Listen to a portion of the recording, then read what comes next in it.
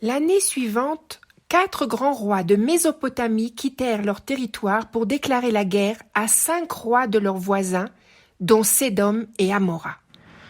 Prêts à remporter cette victoire, ils descendirent vers la vallée de Siddim pour commencer la bataille.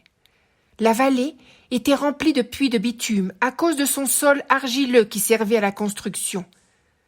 Au plus fort de la bataille, son sol poreux engloutit le roi de Sédom, mais aussi celui d'Amora, alors qu'il prenait la fuite. Les autres s'enfuirent dans la montagne. Tous leurs biens tombèrent entre les mains des conquérants. Parmi les captifs se trouvait Lot, le neveu d'Abraham, qui vivait à Sédom. Un messager échappé du champ de bataille vint apporter la nouvelle à Abraham, qui se trouvait alors à Mamré. Lot, son neveu, était prisonnier des rois de Mésopotamie. Abraham arma aussitôt les hommes forts de sa maison au nombre de 318. Ils partirent à la poursuite de la grande armée victorieuse, convaincus de l'aide et de la justice que Dieu allait leur apporter. Effectivement, leur victoire fut miraculeuse. Ils récupérèrent tout le butin et libérèrent Lot et sa famille, et tout le peuple. L'enthousiasme et la joie emplissaient la population. L'admiration pour Abraham était grande. Le roi de Sédom le remercia chaleureusement.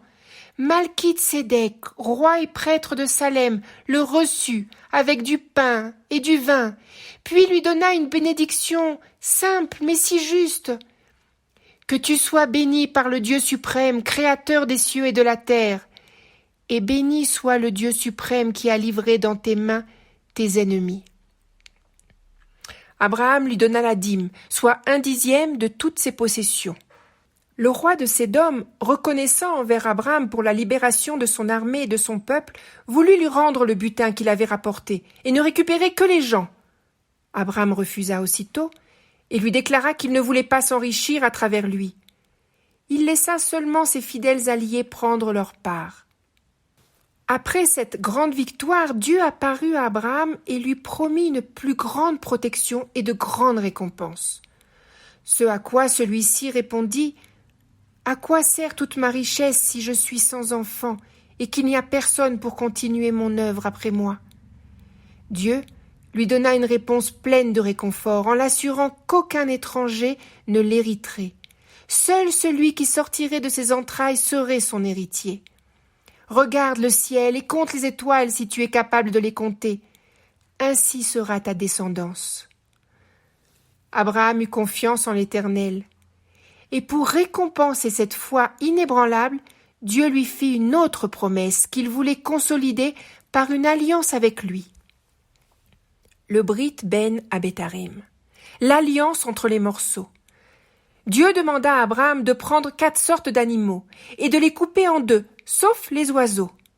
Puis un tourbillon de fumée passa entre les morceaux. Dieu lui avait dit: « Tes descendants seront étrangers sur une terre qui ne sera pas à eux. Ils y seront asservis et opprimés pendant 400 ans. Mais je jugerai cette nation oppressive. Et alors tes descendants pourront en sortir avec de grandes richesses. Quant à toi, tu retrouveras la paix avec tes ancêtres et tu seras enterré après une vieillesse heureuse. » Puis il lui assura que la 4e génération reviendrait sur cette terre que lui, Dieu, lui avait promise.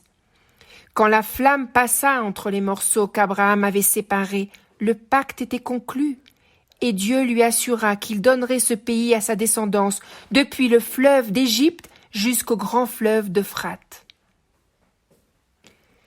La renommée d'Abraham se répandit très loin. Sa victoire et son noble caractère forçaient le respect et l'admiration de tous ses contemporains. Mais lui et Saraï vieillissaient et aspiraient à un enfant. Quand Abraham eut 85 ans, Saraï lui demanda d'épouser sa servante Agar afin de concevoir une descendance. Abraham accepta le conseil de Saraï et prit Agar pour épouse. Mais quand celle-ci devint enceinte, elle méprisa Saraï.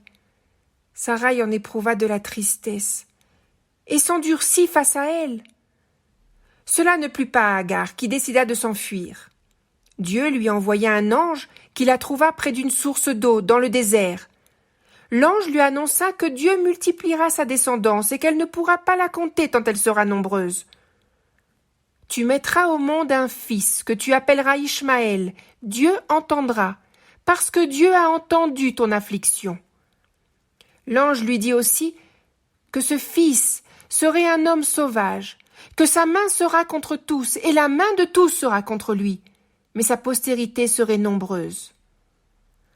Agar reconnut ainsi la grandeur de Dieu et retourna chez Saraï, sa maîtresse, comme l'ange le lui ordonna. Plus tard, Agar enfanta un fils à Abraham. Abraham le nomma Ishmaël. Abraham avait déjà 86 ans lorsque naquit Ishmaël.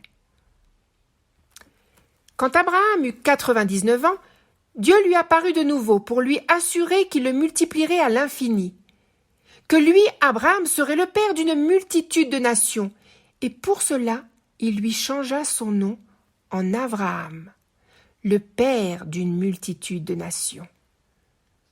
Dieu lui promit que des rois seront ses descendants et qu'il établirait à jamais son alliance entre lui, Dieu, Abraham et sa postérité. Il lui dit « Je donnerai à toi et à ta postérité toute la terre de Canaan en patrimoine éternel, et je serai votre Dieu. » À ce moment précis, Dieu demanda à Abraham de procéder à la circoncision comme symbole de son engagement dans cette alliance. Chaque garçon nouvellement né devra être circoncis à l'âge de 8 jours.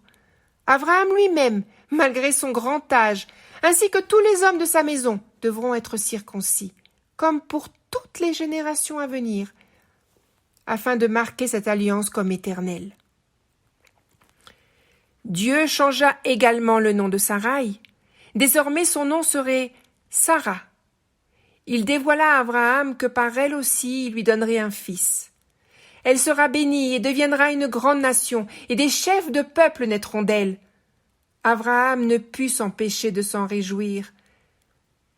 Comment Dieu va encore accorder tant de bonté à un centenaire? Sarah, malgré ses 90 ans, pourrait devenir mère. Dieu lui confirma que Sarah lui donnerait un fils. Il lui demanda de le nommer Yitzhak et lui assura qu'avec lui, il maintiendrait son pacte éternel. Certes, Ishmaël sera béni. Il se multipliera. De lui sortiront des princes et il deviendra une grande nation. Mais son alliance, c'est avec Yitzhak qu'il l'établira, cet enfant qui naîtra dans 1 an à la même époque.